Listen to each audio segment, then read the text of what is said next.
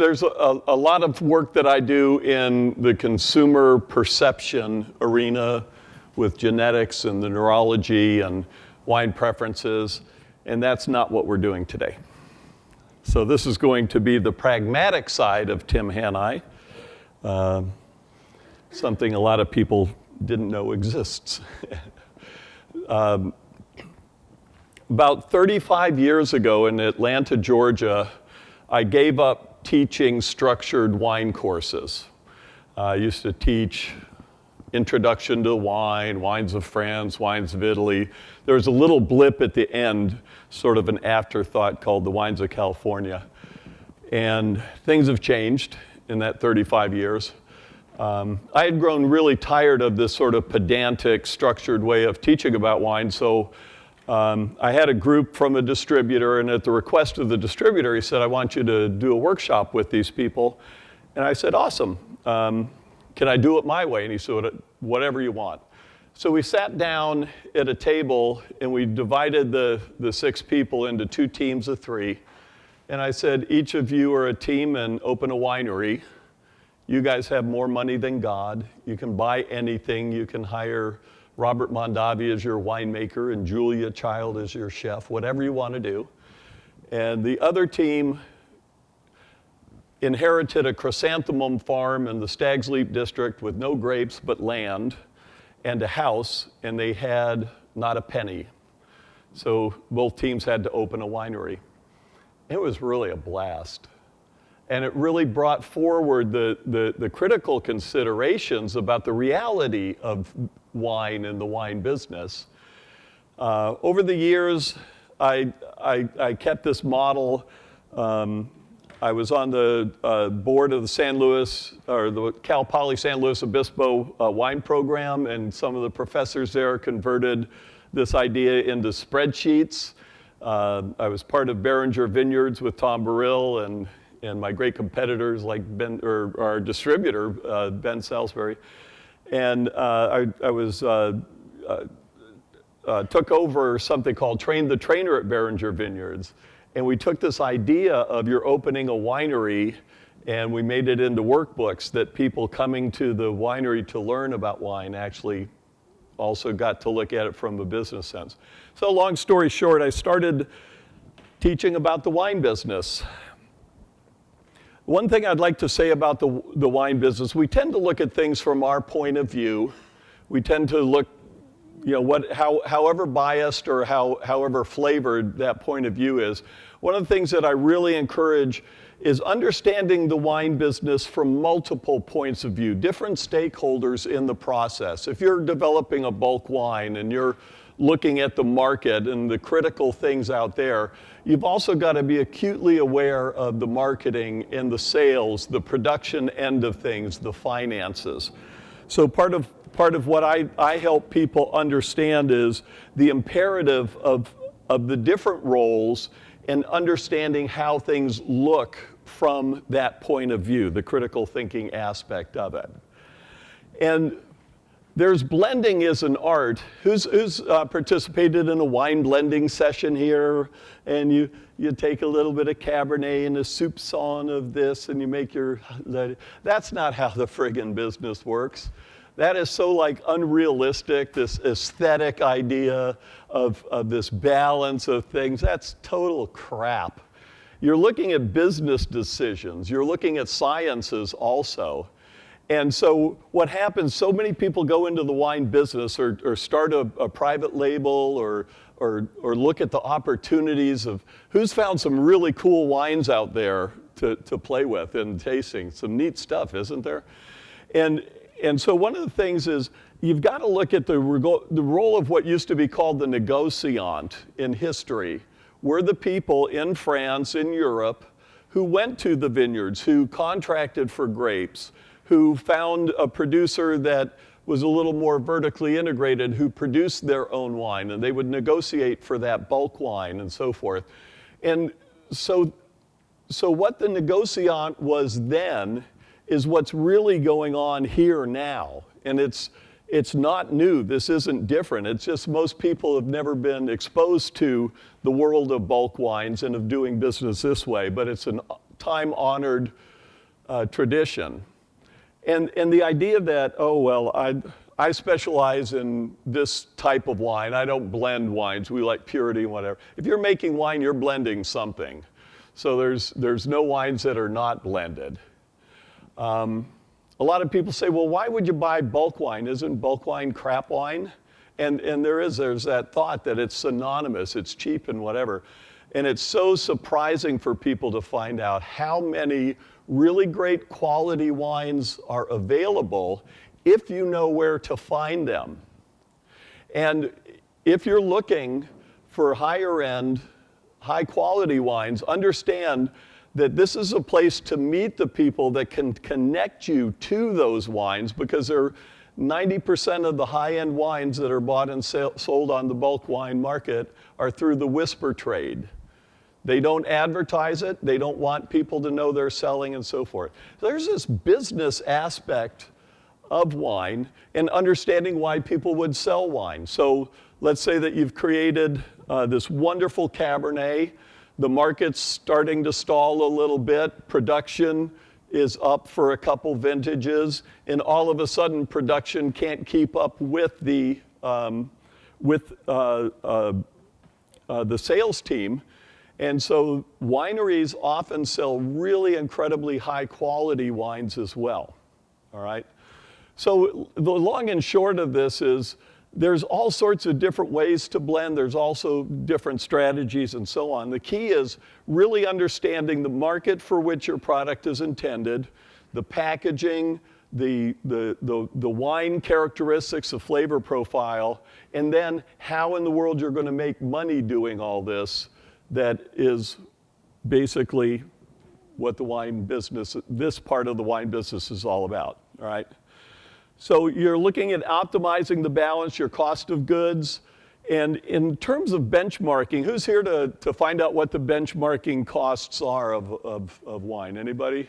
Yeah, I'm not going to tell you because I don't know.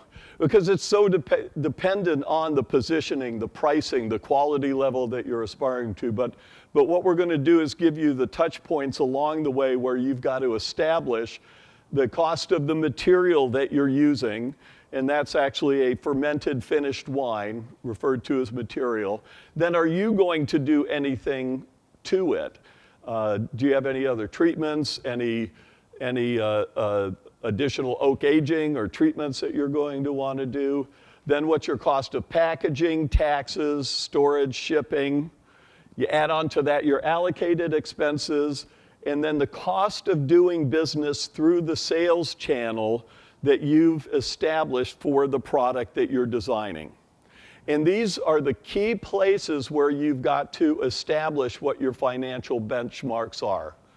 What's the final cost of gallon of the material that you're going to put in the bottle? And there are times, by the way, there are so many brands that were launched and businesses launched that started as bulk wine that ended up as phenomenal wines. Anybody remember a brand named Glen Ellen? Glen Ellen Winery? And who was the person who started that? No, it was Bruno Benzinger. And Bruno Benzinger I loved like crazy because he was responsible for bulk wine trading. There was a wine in the early 80s called Avia, and it was from Yugoslavia. And basically it was cheap as hell. We used to sell magnums of it for $1.99 a bottle in Atlanta, Georgia. And the wine was pretty damn good. And Bruno was connected with it. And he and I had become friends. I said, what the hell kind of cockamamie thing is this? He said, oh, it's just a way to take a product out of a communist country at the time, and they can't trade in dollars. So we set up this whole thing that we trade. I work for PepsiCo, who was the importer of it, and they trade Pepsi syrup for this wine and just bring it over and convert it into cash as quickly as possible. There are so many cool ways to do this business and exchanging goods and services, but developing brands and looking at the channel options, you can go to very full distribution, low price, high volume models. Yellowtail is another really great story. Don't listen to the story that Yellowtail wants you to hear, because that's the marketing story. It's really a story of one accident after another, and a company that hoped to build a 250,000 case brand ended up at 12 million cases and no frickin' idea what the hell to do. And now things are shifting, and now things are changing because their cost of material has gone up dramatically, the availability, the sourcing, and whatever, and now they have to shift their model, and they're buying higher end properties, they're making real estate investments. And so by understanding the financial benchmarks and then looking at the forecasting, it can also give you a way to sustain your brand over time and understand how to make adjustments, because the wine industry sucks at forecasting. But Harley-Davidson knows how to let you know that their product drove by, okay? So the way that I like to look at things and is pretty sensible is there's a supply chain and a value chain, and there's a series of benchmarks, there's a series of adding value at each step of this. And then there's also, again, looking at each of these then from the different stakeholder perspectives. The seller versus a buyer of grapes have totally different ideas of what they're trying to accomplish, all right? It's as simple as somebody's trying to sell something at the highest price possible, somebody's trying to buy it at the lowest price possible. Somebody wants to, the grower wants certain conditions and so on to be met. The buyer might be, asking to drop the fruit and to do all these things that lower the profitability. So as you go through the process, now we're looking at basically from production on, especially with bulk wine. But again, it's also to see what decision you make and the dollars that you're willing to spend and so forth, and what you might have to give up in terms of quality or gain in quality by the decisions you're making. Okay, so that's the basic thing of it. For anybody who needs both Ciati, and this is Turrentine and whatever, is also being really, really aware of the macro state of things and what's going on in the world of wine, because the supply and demand cycles have a huge impact, especially in bulk wine dependent products, okay? And we're just getting, we're in a shift right now, and you've been hearing that from the people who are talking about supply levels. Yellowtail was started when there were billions of gallons of wine available in Australia for pennies on the dollar. They accidentally hit the label, the product, the lifestyle. They knocked it out of the park, and then they drained the ocean of wine that was available. And that caused an incredible shift in the dynamics and the benchmarking, so that now how are they going to get the material at the cost that they did that allowed them that allocation of the money to the marketing and sales and promotion of the wine. And now that's getting sucked up, and how much can you produce? So this was, the supply and demand cycle was a really imperative. With Glen Ellen and Bruno Benziger, Bruno actually knew that Glen Ellen Winery was almost a self-liquidating brand. And what he did was he established the cash flow, did it in a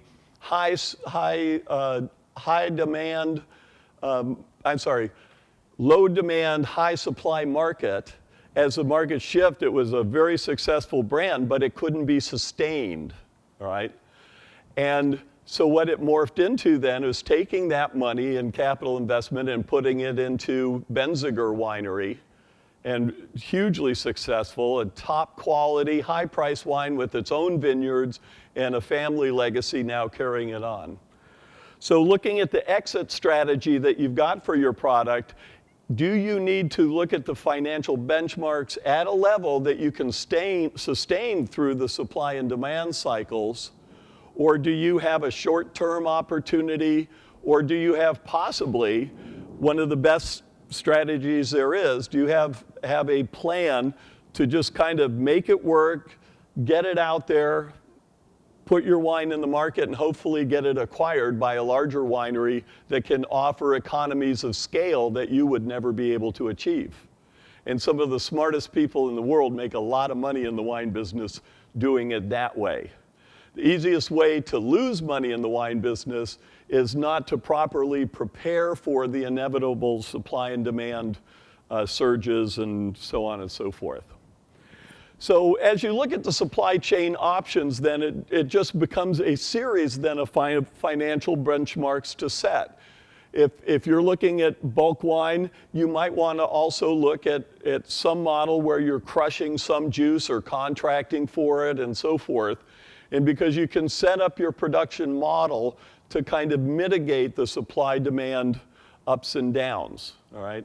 So when you're looking at your cost of material and establishing that, everything downstream is going to be dependent on being able to source the quality required to keep your brand and keep your consumers, the consumer retention end of it, while again you're able to accommodate for shifts in the value.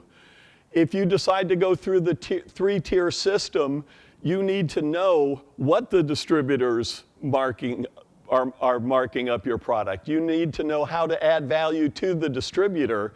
And adding value to the distributor is as Christian and Ben will tell you in a heartbeat, it's what are you going to do for me? How do you understand what my needs are? Do you understand how we allocate our time and our resources? And do you understand what our markup needs are? It's really, I've seen it over and over again, people going to pitch, and I used to actually do this, pitch a distributor and tell a consumer story, which frankly they don't give a rat's ass about, and then saying, and it's going to be positioned at this price point, and then you tell them what the FOB is, and they say, well, that's less money than I'm making with 24 other products identical to yours. Why would I sell your product? So you really need to understand then, if you're going three-tier, if you're going account direct to consumer, or through third-party online sales, you need to understand each of those channels and understand then strategically what are you doing in your distribution plan, how are you getting it to consumer, and don't fall into the trap that direct to consumer, the wine club, the internet sales, oh, but look, I cut out the middleman. No, you become the middleman. And if you don't know what's involved with that, right now what's going on in looking at how to succeed in the direct-to-consumer environment, you've got to give away the farm to convert somebody from a shopper to an actual customer. And there is a high proportion of consumers that just join your wine club, get your free shipping, 50% discount. That's great. They get the wine in, click, on to the next, and whatever. So do a lot of research. If you're looking to direct to consumer, it's not the Shangri-La that a lot of people pointed out to be. It can be truly a money pit. And again, you've got a budget, you've got to understand how it works and how you can sustain it. And the number one thing in direct to consumer is retention. And you've got to spend against it, you've got to understand the consumer needs, and you've got to be prepared for it. So, and then the final thing is point of sale and going into these accounts, and how do you develop them so that you've got this great personal relationship, that they want your products. It's by understanding their needs as well. What do they need to do? How many people think restaurants mark up their wines way too high? Okay? Go into a restaurant with that attitude, and you're out on your ass in a few minutes. All right? Understand why they mark up their wines the way they do. And now you can actually build a rapport with that account. You can understand their needs, and you can actually perhaps succeed in selling their wines. Who thinks wine education is really important? Educating the consumer and the staff is good. So people will stop raising their hand a minute. Restaurants don't want it. Hotels don't want it, especially if you're playing in the big chains and so on and so forth. For Marriott, wine sales is hardly a rounding error in their business. And going in with this great idea that we're going to get their staff together at all these hotels and we're going to educate stuff, which is really only a sales pitch. We're not really educating anyone at all. And that they have to pay their employees for the time and effort and so on. You go to do this pitch and you walk out and wonder, why didn't it work? It's because you didn't understand their business, their benchmarks, their needs, their requirements. So the industry has all these different ways to look at it. This is a really neat chart of a study that was done at Sonoma State University, I believe it was, and they took vineyards selling grapes, so the equivalent 1 acre of Chardonnay in Sonoma County and the gross profit per acre, but if that vineyard were to vertically integrate and get that juice processed, it would significantly enhance their bottom line, and it would also help to offset the supply and demand and pricing variations of grapes, because the bulk wine variations are almost inverse.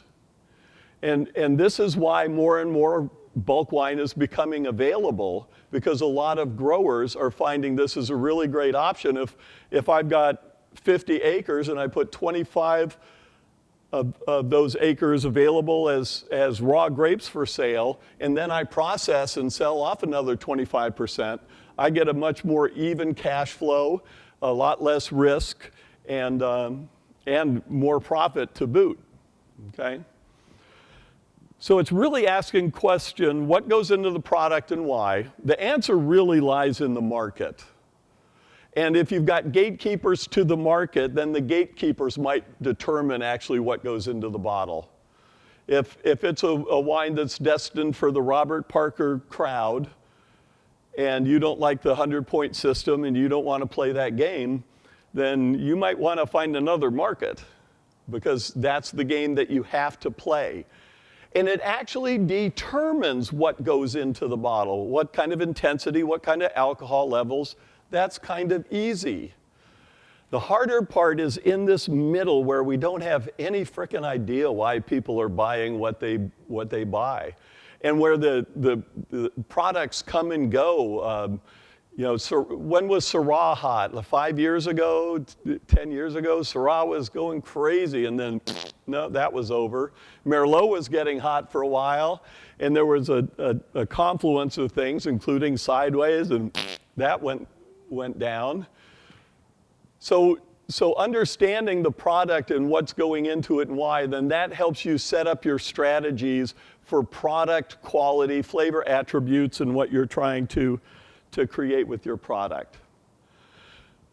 I'm going to introduce you, we hope, we're going to see if this technology works. Did I bring my mouse? Yeah. Where can you, the real key benchmarks you're looking to, where can you reduce your costs, right? Everybody, that's pretty much a no-brainer. Where can you increase your prices? And then it's really imperative to know at one point you lose control over the product, especially through the 3-tier system. You've now sold the goods. They're in another warehouse. They're owned by somebody else. They can still bill you back, and you bet your ass if you don't know what bill backs are, learn that real quick. And the other thing is start to really think business when you see certain trends. Anybody seen a trend towards unoaked Chardonnay? Yeah. So we've got something called a Wine Biz Sim. I'm going to show you. These are, we've got demos of these that are free, and they're cost calculators. And our favorite thing is to work up a $15 or a $20 Chardonnay, fairly substantial size, oak aging, and this great profile. And you come up and you end up with your net income, and you think, wow, this is pretty, okay. And you've worked into that, let's say, a 6 or 7, 8, 9 month barrel aging program. You go into your little wine biz sim and you zero out the oak aging program, and your profits go from something like $300 and something thousand to $1.8 million. Don't think for a second that the unoaked Chardonnay push or focus has anything to do with what consumers want. It has what you've got a chance because you reduce your costs, and where are you going to reallocate that? You can reallocate a lot of that into your marketing and promotion and the purity of the wine, not masked by the this and that. And you can spend more time and more money with the right press, the gatekeepers that are looking for that story about something that's different. And then you tell your cockamamie wine and food pairing thing because, the who, not masked, blah, blah, blah, blah, blah. But at the end of the day, you've got $1.5 million to put into your pocket, to put into new equipment, to put into the marketing, and to incentivize your sales team, and to offer spiffs and bonuses and incentives to the salespeople of those 20% of accounts that you really want to focus on. And this is what people don't see in the business, that it requires to understand what these financial benchmarks are. Where are they from the cost of the material, the packaging, the bottling, the aging and the cellaring, through to the distribution, the pricing, and everything else. And again, there's no answer to what those exactly are, but as you're doing your business planning, pay particular attention to what's going on, and don't think for a minute that this trend going on, sweet red wines, everybody seeing that? And what's driving that? Anybody know? Consumers like sweet wines. And what we're talking about is 40% of the total available Caucasian market in France and Spain, in UK and America actually want sweet wines, but they're embarrassed to ask for it because nobody's marketing to them. Right? It's this thinking that launched the Moscato. Everybody familiar with the Moscato thing? I did that, actually, with this process by understanding there was a market opportunity, it was underserved, and it wasn't who the wine industry thought it was. And it was this massive opportunity. So if you can understand these things, it can really, really help you get past the artsy-fartsy end of the promotional part of wine, the passion, the emotion, and so forth, but really understand the business aspect of it. Let me give you a real quick then, let me just run through these things. Yeah, and as you go into stores, look at the things that are getting hot. Red blends are starting to level out right now.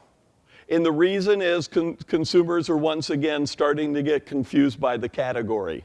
They don't know if what they're picking up is sweet or dry. Somebody's put this crazy blend of Zinfandel and Carignan and whatnot into it. And so consumers are actually pushing back. So go into stores and check grape sources, check blends, look at what's being successful, and then also think business, what are their touch points, what are the key points in the products they're making. It's a really, really crowded marketplace, okay? All right, then real quickly, we're gonna shift over to a different computer. And if you go to winebusinesslearning.com, we've got these calculators that we've created so that you can actually start to run different financial scenarios and do workups of costs. And these are the key places you want to be looking for the benchmarks, all right? Can you see those okay up there? Okay, so obviously, how many cases and what are you selling it for from the winery, the FOB pricing, okay? The second area is a blending worksheet You can have 100% of this material that you're putting in. You know what the cost per gallon is. But this is also a way that if you're doing a blend, you can go in and say, I want X percentage of this wine. It's this cost per gallon. And you can put up to 10 different lots in there and then play with scenarios like, okay, so if I had this $8 a gallon and I move this up to 25% and then cut back on a more expensive, it'll actually show immediately what's your bottom line. And this is to be used in a blending session where when you're sitting with those samples and you're doing the artsy-fartsy, coming up with the perfect harmony, but you're also looking at your bottom line and saying, well, you know, Jesus, maybe this doesn't quite stink so much. How can we fix this? And this is the business. If you're in a winery and you've got this material to work with, you want as much of that material in your product as possible. You're not looking for this temporary harmony of aesthetics for a minute. And that's the reality of blending. So once you've got your material then established, that's benchmark number one, what's your cost of material, all right? Then do you have any additional costs associated with it, transportation and storage, analysis, other winemaking adjustments, and so forth, until you actually get the product ready for bottling. And then once you've got that, you get to the next step, which is establishing what are your packaging and bottling costs, and the closures, the bottles or cans or whatever it's going into, labels, graphics, all that kind of stuff. And then your certificate of label approval, your post-bottling requirements, and any treatments you might be considering during bottling. And you need to capture that full cost. It's not just the bottle itself, it's the complete package. And then you arrive at a really, really fundamental benchmark with your cost of finished goods, okay? From the cost of finished goods, you then get to a cost breakdown, and you can start to see where you might be able to optimize your profitability by reducing costs. Can you do things that would justify a higher price point and give you the margin? And we've got a separate cost calculator that then will take your FOB cost, and you can run different scenarios through the process and distributor markups. And these are all available at winebusinesslearning.com if you're interested in playing around with that, okay? So it's really an awful lot of people come into this business with a great passion. Who loves wine? Who's got a passion for wine? Should be about everybody in here, right? Put that shit aside when it comes to business. It'll get you in trouble every time, all right? Understand what the real costs and the total costs are. Understand what's necessary to take your product to market so that you can make a profit, that you can succeed, you can support it in the market, and then make sure that you're managing the risk and the inevitable swings of availability and pricing and whatever over time. Those are the real key drivers of it all. Any questions? Tim, regrettably, we want to get everyone back out on the floor. So are you able to hang by the I coffee sure stand am. for a moment in case anyone has Absolutely. any questions? Thank you all very perfect. much.